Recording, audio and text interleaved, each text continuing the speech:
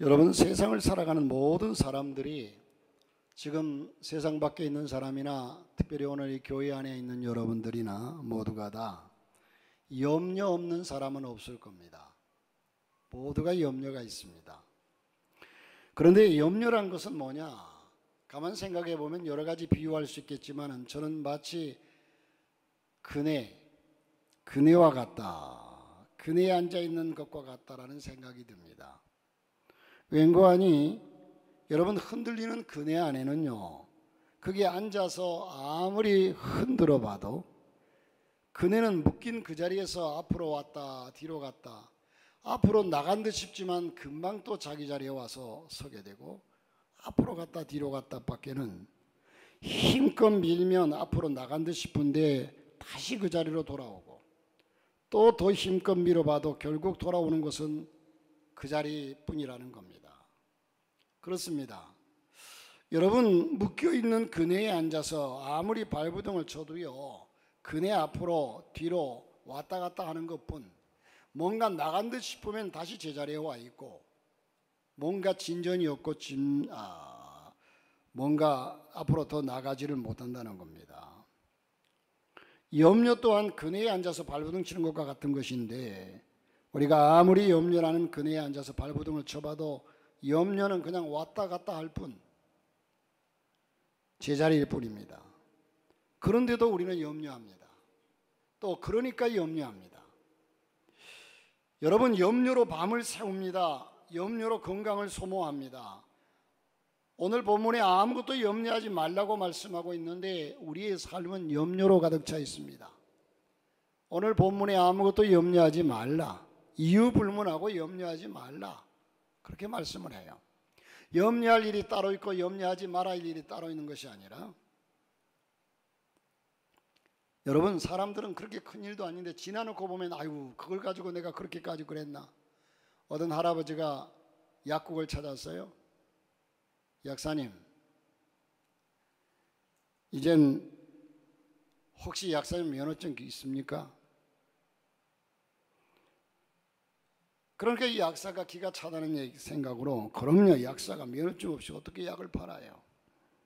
그래요? 그렇다면 약사님은 지금까지 실수로 손님에게 잘못 약을 주어서 혹시 손님이 죽은 일은 없나요?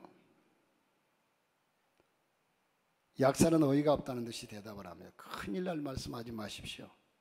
그런 실수를 보면 어떻게 합니까? 그런 적은 결코 없답니다. 걱정하지 마세요. 이 할아버지가 또 되물었습니다. 분명하죠? 그렇다니까요. 그렇다면 좋습니다. 바카스 한 병만 주세요.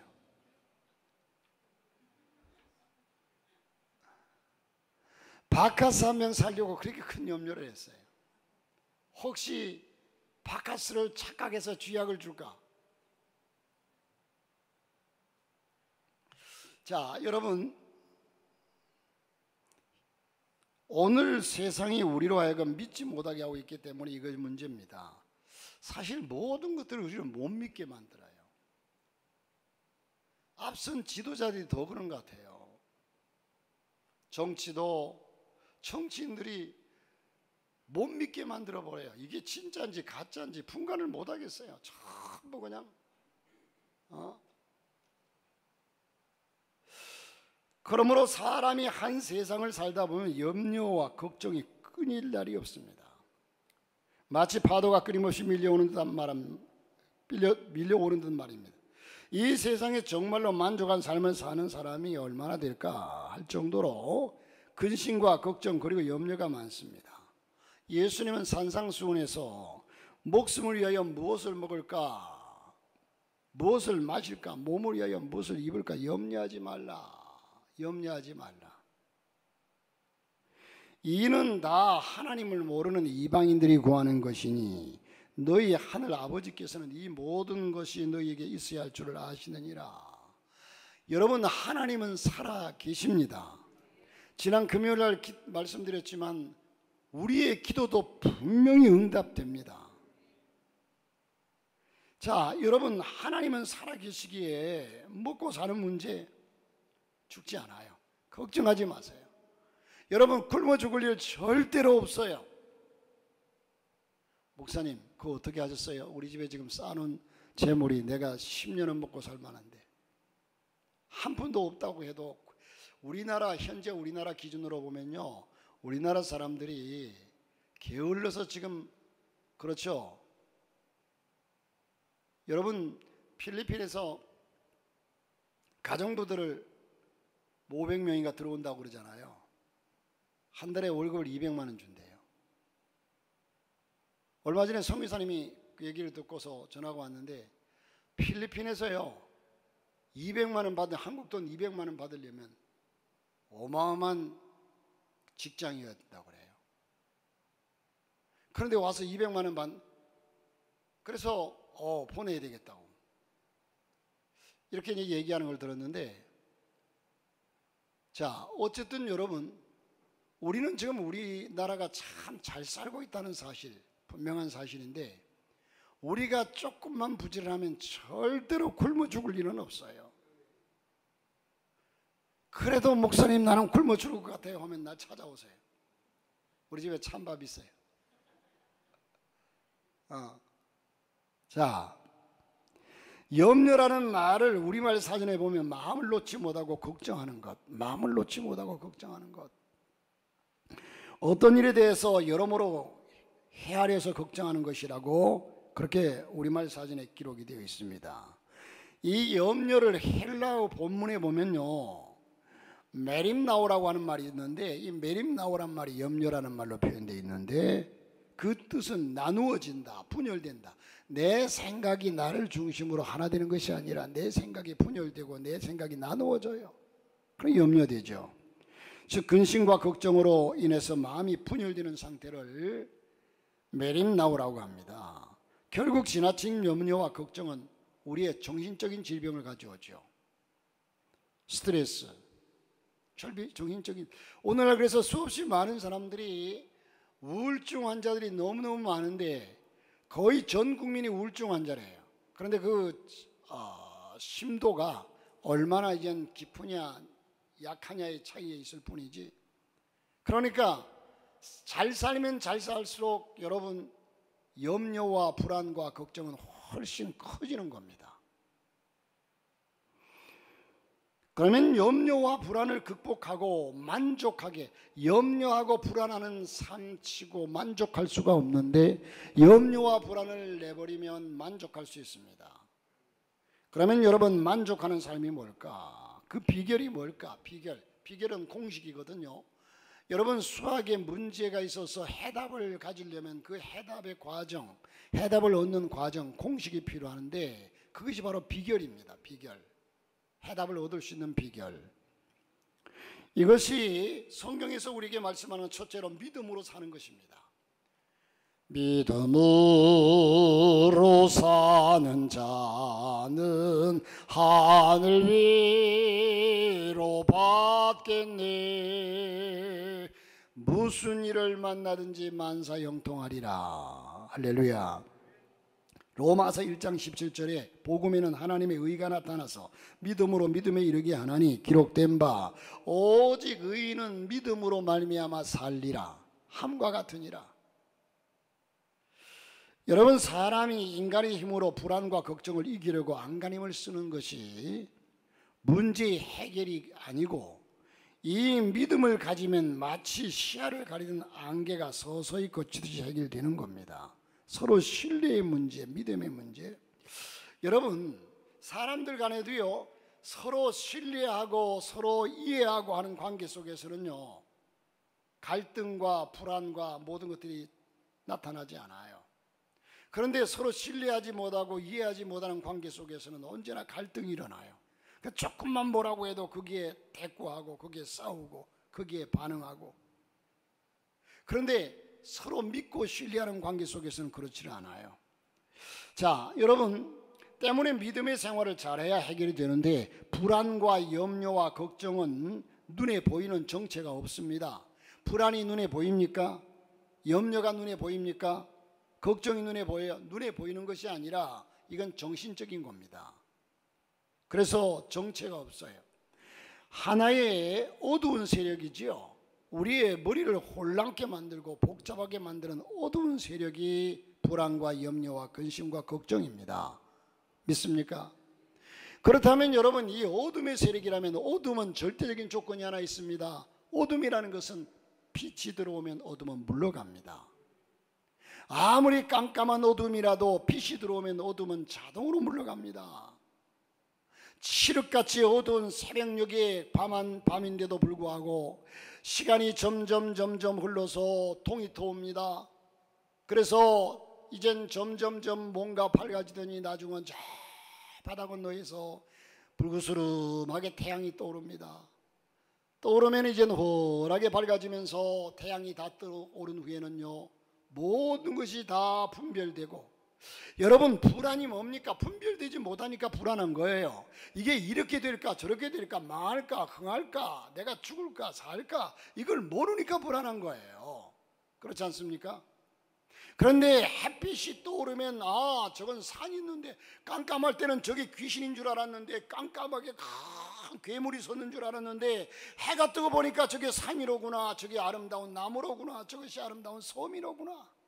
다 분별돼요. 두려움이 없어요. 오히려 아름다워요. 할렐루야. 그러므로 인간에게 절대적인 필요한 것이 예수 그리스도, 빛 대신 예수 그리스도입니다. 빛 대신 하나님, 빛 대신 예수 그리스도가 우리 인간의 속에 들어옴으로 말미암아 우리 속의 어둠은, 불안과 걱정과 염려와 시기와 모든 어둠의 세력은 밀려갈 줄로 믿습니다. 절대적인 원칙, 빛이 들어오면 어둠은 물러간다는 거예요. 안 물러갈 수가 없잖아요. 빛이 들어오면 어둠은 절대적으로 물러가요. 물러갈 수밖에 없어요. 빛과 어둠이 그렇게 강한 것 같지만 이 어둠은 빛의 세력에 꼼짝을 못해요. 여러분 그렇지 않습니까? 어둠이 그렇게 강한 것 같지만 두려움을 주고 공포를 주지만, 그러나 이 빛의 세력에 의하면요, 빛 앞에서는 꼼짝 못하는 게 어둠이에요. 빛이 들어오면 어둠은 슬그머니 꽁무니를 감추고 도망가고 어디로 가는지도 몰라요. 도망가 버려요. 이게 사탄의 흑암의 세력과 하나님의 영적인 세력이라는 거예요. 하나님의 절대적인 능력과 예수 그리스도의 능력과 이 능력이 사탄의 세력이 강한 것 같고, 이렇지만 하나님의 능력이 예수 그리스도의 빛이 비쳐나오면 이놈은 꽁무니를 감추고 어디로 가는지도 모르게 사라져버리고 없어요. 할렐루야. 그러므로 여러분, 우리는 예수 그리스도 안에서 담대하라.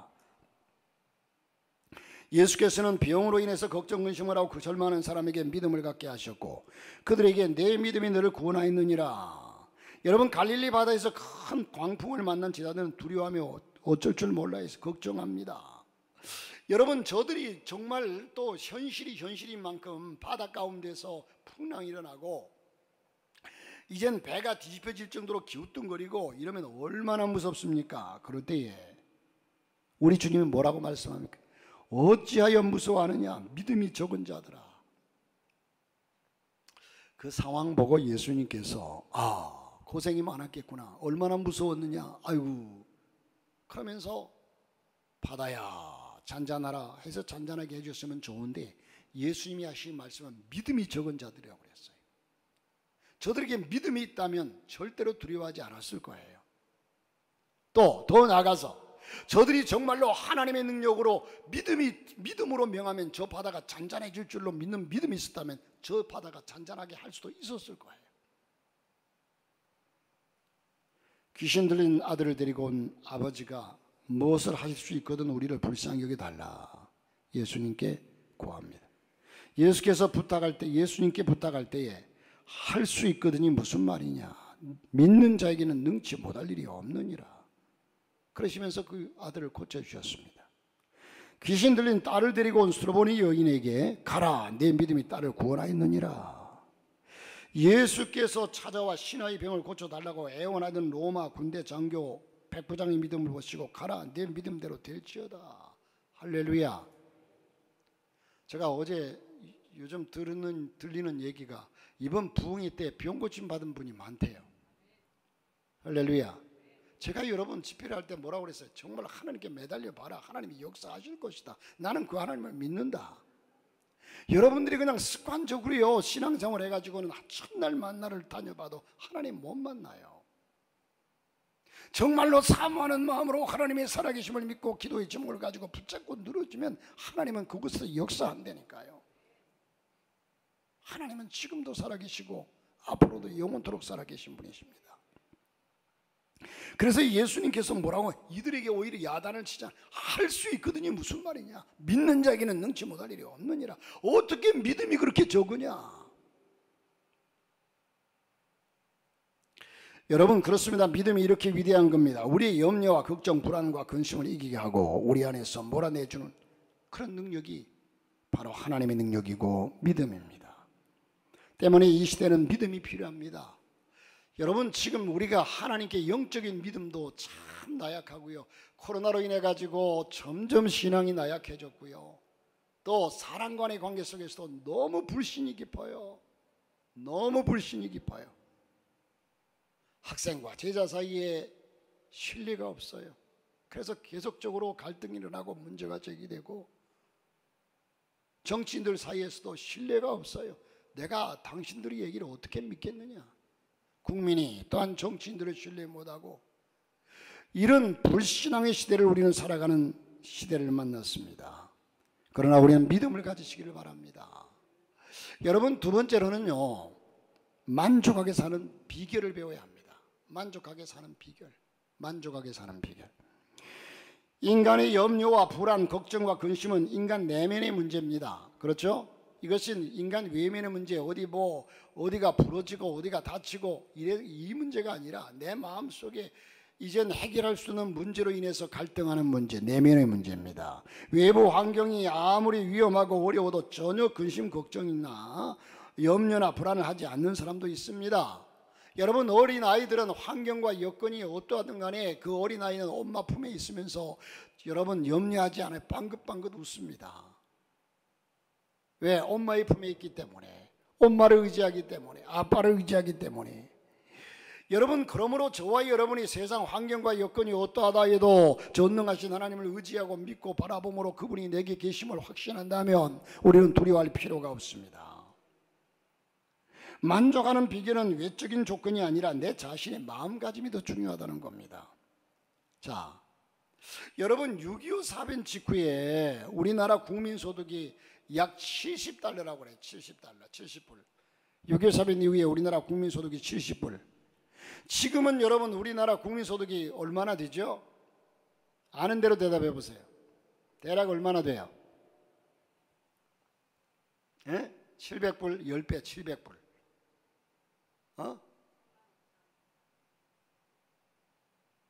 우리 권사님이 35,000불이래요. 맞아요? 틀려요? 맞아요? 아니, 저분들이 맞다고 해야 맞는 거예요. 맞아요? 틀려요? 아니, 임미경 권사님 뭘 믿고 맞다고 그래요?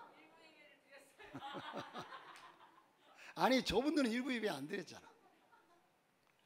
뭘 믿고 봤다고 그래요? 임미영 권사님이 그만큼 신뢰가 있나 봐요.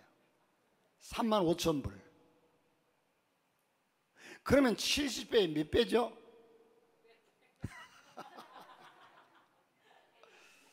다음 주부터 이제 설교를 우리 임미경 권사님 1부 예배 마치고 듣고 와서 2부 예배 설교는 임미경 권사님. 여러분, 자그만치 6.25 사변 이후에 70불이었던 이 GNP 국민소득이 지금은요 35,000불, 500배예요. 500배. 그러면 여러분 강함한 생각해 보세요. 6.25 사변을 겪은 분들은요 정말 육신적으로 그때 힘들었죠. 그러나 마음속의 기쁨과 감격과 감사와 이 행복도가 그때보다 500배나 높습니까? 500배나 높아요. 그때는 보리밥 한 덩어리가 그렇게 행복했고 그렇게 귀했고 그거 먹으면서 그렇게 좋아했고 행복이 넘쳤고 입이 찢어지도록 놀랍고, 이런데 지금은 고기를 뜯으면서도 아이고 이 고기가 좀 짜다, 맛이 없다, 질기다, 어쩌다, 냄새난다. 자, 여러분, 우리는 현재 그 반면에 우리나라 자살의 인구가 교통사고로 죽는 인구보다 많아요. 매일같이. 여러분, 매일같이 교통사고로 죽는 사람들이 수없이 많습니다, 우리나라에. 그런데 그 숫자보다 자살하는 숫자가 많아요. 매스컴에 나오는 자살하는 숫자는 극일부예요. 아마 한 방송사에서 자살만 가지고 수집해서 방송한다면 하루 종일 해야 될 거예요. 지금 전라도 어디에서 누가 죽었습니다. 경기도 어디에서 누가 죽었습니다. 이리에서 죽었습니다. 저래서 죽었습니다. 그 죽은 경위를 설명하고, 그러면서 그렇다면요, 어마어마하게만. 아니, 이렇게 살기 좋은 세상에 왜 죽습니까? 마음속에 그 갈등. 옛날에 우리 어머니들은요, 저희들도 9남매였는데 2둘이 낳지 못하고 죽었다고 그래요. 예? 어머니 아버지가 유산 물려준 건 없어요, 우리에게. 그런데 우리가 7남매란 말이에요. 너무너무 가난했어요. 어머니가요, 지금 어머니 95입니다. 어머니가 젊었을 때 그 나무, 동목이라고 그래요, 동목. 그 깊은 산에서 나무 그거 다 깎아가지고 그 통나무, 기둥 같은 나무를 짊어지고 다 짊어져 내리고요, 이러면서 살아왔던 분이에요. 그런데 그때는요, 이 7명의 자식들을 먹여야 된다는 그 마음 때문에 악착같이 일을 하고요, 딴 데 정신 팔 겨를이 없어요. 뭐 힘들다. 지금 당장 눈앞에 자식들이 먹느냐 못 먹느냐, 죽느냐 사느냐는 문제 앞에서 무슨 걱정 근심이 있어요? 먹고 살만하니까 복잡하고 괴롭고 힘들죠. 오직 생명의 위협이 있을 때는요, 살고자 하는 애착이 있는 거예요. 병원에 가가지고 암으로 인해서 당신 지금 죽을지 언제 죽을지 모른다는 사람은요, 아이고 그래 죽을 거 뭐 이러지 않아요. 이왕 죽을 거 아이고 빨리 죽자 그러고 자살하는 사람은 없어요. 살고자 애착을 가지고, 하루라도 더 살고자, 한 시간이라도 더 살고자 애착을 가지고 몸부림칩니다. 멀쩡하니까 죽죠. 여러분, 죽는 사람, 죽은 사람, 자살하는 사람들을 저도 동정해요. 얼마나 괴로웠으면 그랬을까. 그러나 그리스도인은 절대로 자살을 생각해서는 안 됩니다. 자살은 지옥 갑니다. 살인행위입니다. 내 생명을 내가 죽이는 거예요. 그런데 여러분, 그 사정과 사연은 뭐 교사가 부모에게, 그러니까 자존심이 상하고 정신적으로 고통을 당하니까 결국 그런 일을 행하잖아요. 정신적으로. 아니, 절대로 자살을 미화시켜. 우리나라는 지금 자살을 너무 미화시켜요. 이게 참 문제예요. 어떻게 죽었다면 그 죽은 사람을 아주 불쌍히 여겨가지고 사람들이 다, 그러니까 그 사람이 죽으니까요, 그 사람 죽은 사람 그런 건수가 뭔가 미화시켜주면요, 줄줄이 나타나요. 나도 그런 괴로움이 있는데, 아이고 저 사람 죽는 거 보니까 차라리 사람들이 그렇게 위대하게 보고 왔는데 나도 죽자. 그런 괴로움을 갖는 사람이 수없이 많거든. 그러니까 줄줄이 죽어요. 여러분, 자살은 절대로 이유막론하고 자살은 미화돼서는 안 돼요. 동정은 할 수 있죠. 아이고 참 많이 괴로웠겠다, 힘들었겠다. 그러나 그래도 죽어서는 안 됩니다. 할렐루야. 네, 맞다고 하잖아요. 그래도 죽어서는 안 돼요. 자살은 절대로 있어서는 안 돼요. 자살 1위 국가잖아요, 우리나라가. 이게 얼마나 큰 수치입니까? 그만큼 급성장해가지고요, 이게 사람들이 어떻게 보면요, 연단받고 지금 사실 학부모, 특히 교사와 학생의 갈등도, 그 교사들도 고생을 모르고 큰 사람들이 교사가 되어서 아이들을, 옛날에 제가요 초등학교 3학년 때는 양동기 선생님이라는 분이요 저한테 가가지고 막걸리 한 병 받아오라고, 수업 시간에. 그리고서 추진자들 가서 막걸리 받아서 줬어요. 그런 선생님이셨어요. 그 이후에는요, 학생들 시켜서 담배 사오라고 그래요.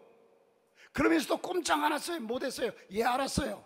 오히려 선생님이 나한테 심부름 시킨다는 사실이 더 감사했어요. 나를 믿으니까 시켰겠지.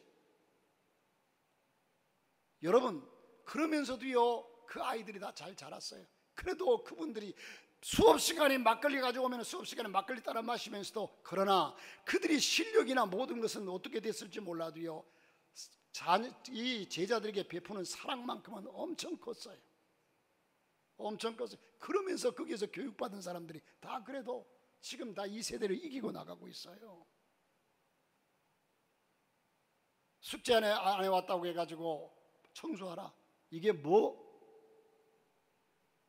제가 그 문제를 제기하자는 것이 아니라 그 하나만이 전체적인 정신력이 그만큼 약화되었다는 겁니다. 오늘날 그리스도인들의 정신력이 이렇게 약화되고 오늘날 현대를 사는 사람들이 이렇게 약화되었다는 겁니다. 자, 사도 바울은요 빌립보서에서 내가 어떠한 형편에 처하든지 자족하기를 배웠다고 말씀합니다.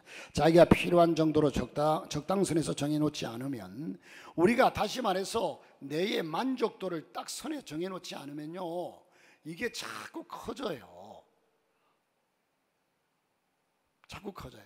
예전에 우리 어른들이 아이고 매일 쌀밥 한번 실컷 먹으면 한이 없겠다, 이게 기준이라면 내가 지금 쌀밥 한번 먹고 있다면 옛날 생각하면서 만족하십시오. 예?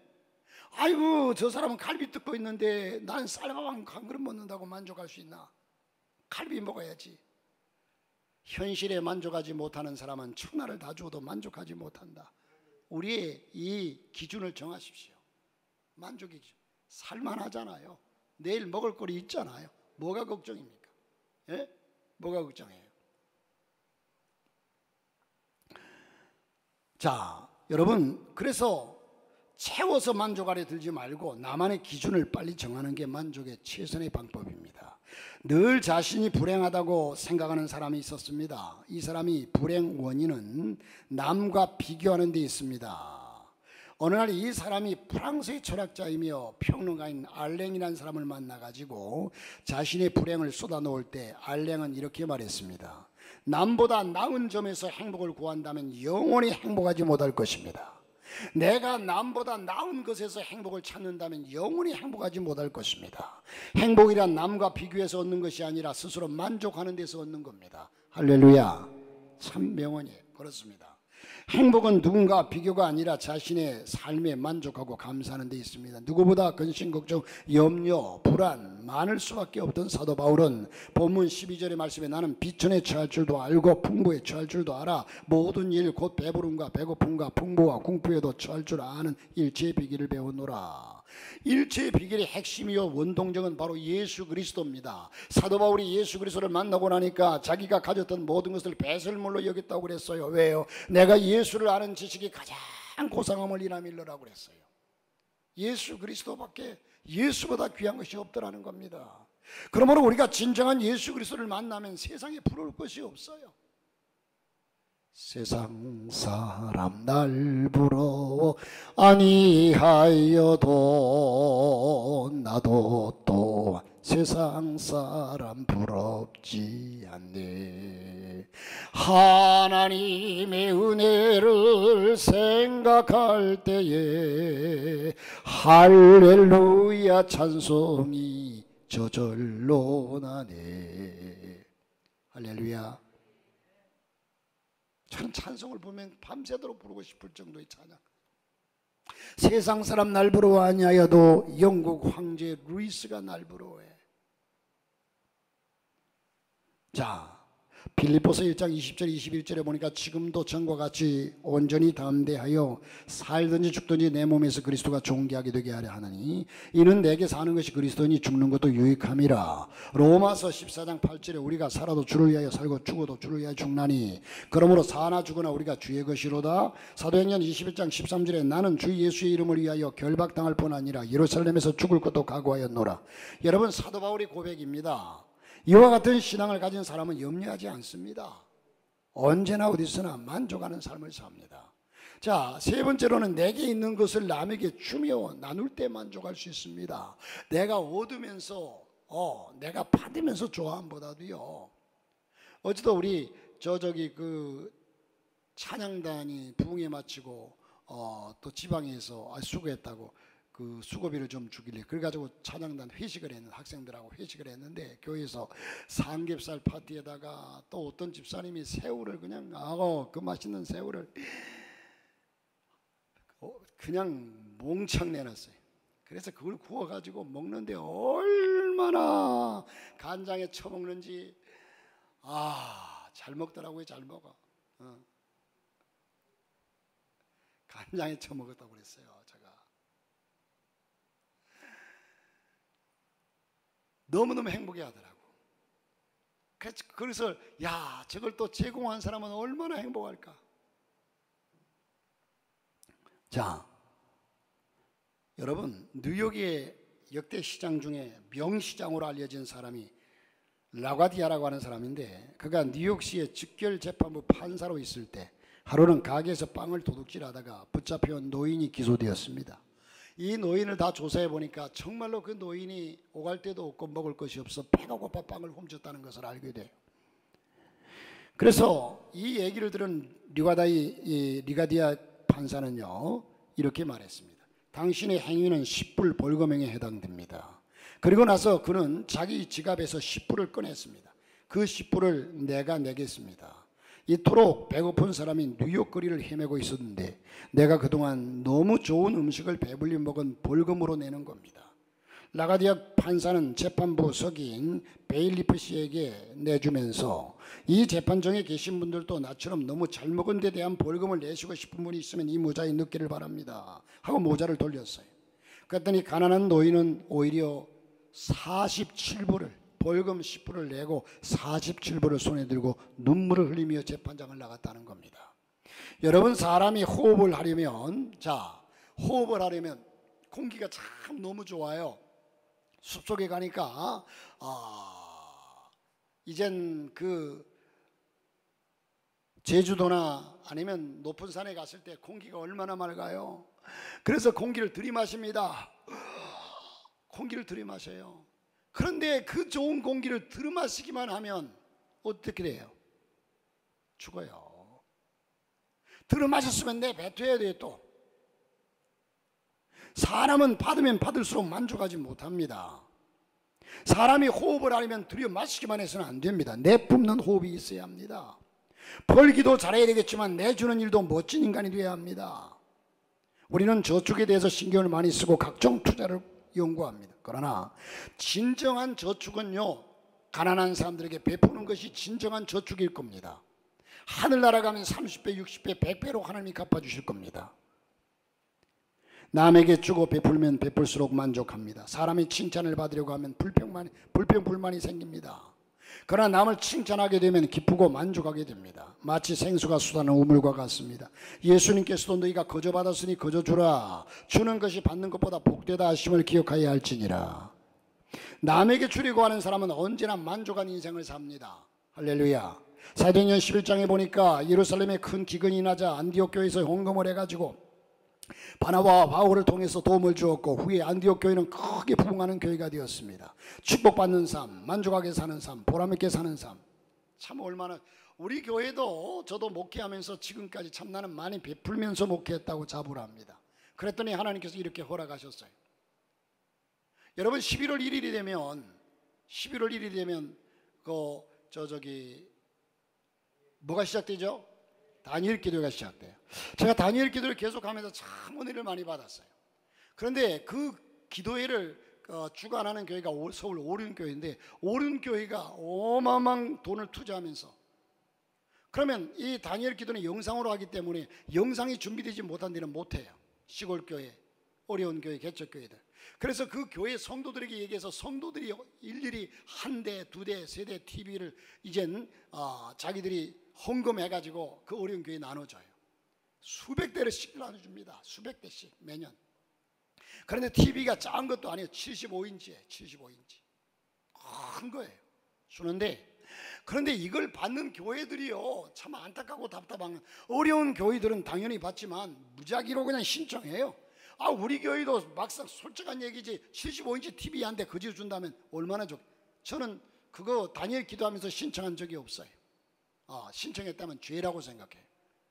그런데 그럴싸한 교회들이, 교회가 충분히 그 TV 한 대 사고도 나올 만한 교회들이 신청해가지고 그놈을 타가지고 우리 이거 탔다고 좋아서 자랑하고 어쩔 줄 몰라요. 참 한심하기 짝이 없어요. 그 교회에서 한 대 사가지고 베풀 수 있는 교회가 그거 하나 탔다고 좋아서 어쩔 줄 몰라요. 우리 성도들의 신앙이 그런 신앙이 되어서는 안 돼. 그런데 이번에 여기 우리 제 동기 목사님 중에 여자 목사님 한 분 계시는데 이분이 여기 봉담 쪽에서 교회를 목회를 해요. 목회를 하는데 이분이 제가 이제 그 임원들 우리 동기 모임의 임원들이 모일 때마다 그 얘기를 단일 기도해라. 너무 은혜롭다. 천도를 많이 했어요. 그랬더니 자기도 하고 싶대요. 근데 하고 싶은데 사실 시골 교회다 보니까 이게 장비가 없어 못한대요. 그래서 그러면 단일 기도 신청을 해봐라. 신청하면 거기서 지금 TV를 오리온 교회에 파악해 준다. 그러니까 신청을 했대요. 어제까지가 마감일이었대요. 근데 신청을 했는데요, 신청 단서가 하나 붙었어요. 1년 이상 단일 기도에 참여한 교회가 신청할 자격이 주어지는 거예요. 워낙 교회들이 많이 신청하니까 다 될 수가 없으니까. 그래서 올해부터 그렇게 바뀌었대요. 그러니 어떻게 해요? 올해 못하는 거지. 그래서 안타까워서 어쩔 줄 몰라 하길래 제가 그랬어요. 하나님 믿고 목사님 우리 교회에서 하나 사줄게. 우리 교회에서 하나 사줄게. 근데 그 이전에 오산 담당 단일 기도의 간사분이 계시거든요. 오른교에 속한 간사분이 계시네. 그 관사님께 전화를 했거든요. 이런 상황이 이게 이런데 그 올해부터는 그렇게 못한다고 하는데 그게 맞느냐 확인하기 전화했더니 안 받더라고. 그래서 다른 목사님에게 아는 목사님한테 물어봤더니 정말 그렇다고 그래요. 그래서 그 목사님에게 대답을 올해부터는 그렇게 되었단다. 못 준댄다. 그렇게 얘기를 하니까 한숨을 쉬길래 목사님 제가 우리 교회에서 하나 사줄게. 알아보니까 지금 꽤 비싸더라고요. 75인치인가. 그래서 사주기로 했는데 그리고 나서 보니까 내 전화가 찍혀 있었으니까 오산 담당 단일 기도의 간사님이 전화가 왔어요. 와가지고 목사님 뭐 때문에 전화하셨어요? 아까 제가 바빠 전화 못 받았는데 사실대로 얘기했어요. 이래서 이랬다. 그랬더니 이미 한 대 사주기로 했다. 그랬더니 목사님 제가 전화 안 받은 게 하나님의 뜻이었네요. 그래요.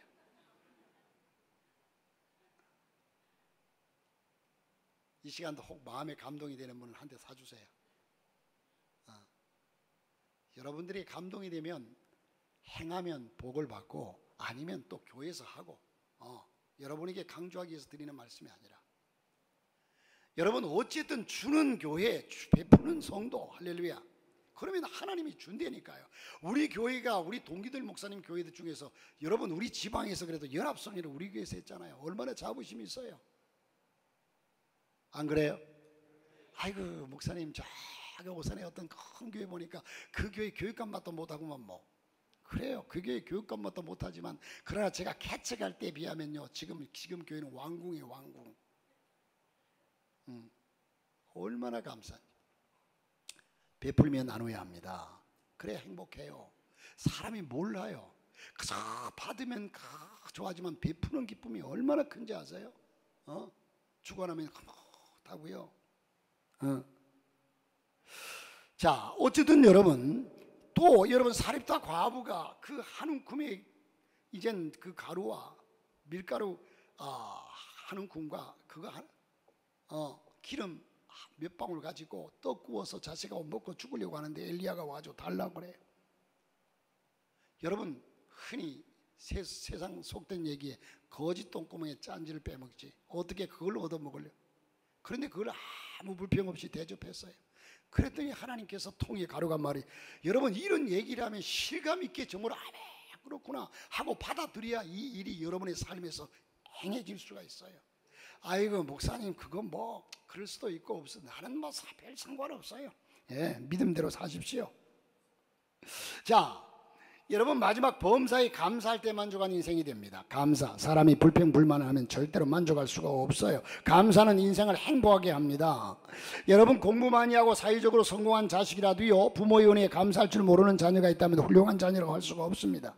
그러나 비록 인간적으로 별 볼 일 없다고 할지 모르나 감사고 은혜에 보답할 줄 아는 자녀가 훌륭한 자녀입니다. 성도 여러분 어려운 때라고 아우성치지만 염려를 초월해서 만족하는 사는 비결이 바로 믿음으로 살고 만족하게 사는 비결. 또 여러분 감사하며 사는 삶이라는 겁니다. 현대인들은 저마다 목마름에 애태우고 있습니다. 모든 것이 풍성하지만 늘 갈증을 느끼면서 행복지수가 낮아지고 있는 실정입니다. 여러분, 얼마 전에 돌아가신 고 이효령 박사를 잘 아시죠? 지식인 중에 지식인입니다. 이분은요, 자신을 평생 우물 파는 사람이라고 말했습니다. 그가 간증한 책을 보면 자신은 무언가에 대한 갈증이 늘 있었다는 겁니다. 그는 자신의 목마름을 이렇게 고백했습니다. 명예를 달라고 글을 썼더니 명예가 생겼고, 돈을 벌려고 애를 썼더니 돈이 생겼다. 또 병 때문에 병원에 다니니까 병이 나았다. 그런데 어느 날 너무나 외로워서, 너무나 고독해서 극장에 가서 영화를 보고 좋아하는 글도 받고 좋아하는 글도 써봤지만 채워지지 않는 혼자라는 절대적 고독감이 나에게 에워쌌다. 그러던 어느 순간 그 갈증이 바로 진리에 대한 갈증이요, 창조주에 대한 목마름이라는 사실을 깨닫게 되었다. 그래서 그가 예수 그리스도를 만나고 그렇게 만족해하면서 돌아가셨어요. 그는 수없이 우물을 파며 광야를 통과한 후에야 영원히 목마르지 않는 샘물을, 예수님을 만나게 된 겁니다. 부귀영화 공명을 다 체험해도 채워지지 않는 만큼 그 목마름의 신앙을 통해서 채워지게 된 겁니다. 그날 이후 그는 예수님과 대화를 시작했습니다. 예수를 통해서 영원한 생수를 얻게 된 겁니다. 순간적으로 오는 갈증은 생수 한컵으로 해결할 수 있지만 근원적으로 우리 인생의 근원적으로 오는 이 모든 목마름은 예수 그리스도밖에는 채워지지 않는다는 겁니다. 주님 말씀하십니다. 요한복음 7장 37절 말씀에 누구든지 목마른 자는 내게로 와서 마셔라. 누구든지 예수께 나와서 근본적인 목마름을 해결할 수 있으면 좋겠습니다. 여러분, 인류의 종말을 예언한 영국의 조지 오웰이라고 하는 사람이 1984년이라는 책을 썼습니다. 그는 이 책에서 핵무기와 탄도탄의 개발을 예언했습니다. 그대로 적중했어요. 여러분, 그러나 지구상의 모든 나라들이 사회주의로 변해가지고 지구의 종말이 올 것이라고 그는 예언을 했습니다. 그런데 그 예언이 빗나갔습니다. 조지 오웰은 3차 대전이 발발해 지구가 포연에 휩싸일 것이라는 그런 자기의 예언을 믿고 공포 속에 휩싸여서 스코틀랜드의 작은 섬에서 은폐된 생활을 했습니다. 오웰은 그 섬에서 불안에 떨며 1983년이라는 책을 집필했는데, 그는 비관론과 우울증으로 육체와 정신이 점점 황폐해져 갔고 결국 47세의 젊은 나이에 폐결핵으로 거기서 사망하고 말았습니다. 미래에 대한 지나친 염려와 불안은 결국 자신을 망치게 만든다는 거죠. 사랑하는 성도 여러분, 염려를 만족으로 바꾸십시오. 할 수 있습니다. 왜 불안해 삽니까? 왜 염려하며 삽니까? 어차피 여러분, 또 한편으로는 이 일이 내 힘으로 안 된다면 어쩔 수 없는 거예요. 내려놓으십시오. 하나님은 내려놓으실 때 역사하시는 분이십니다.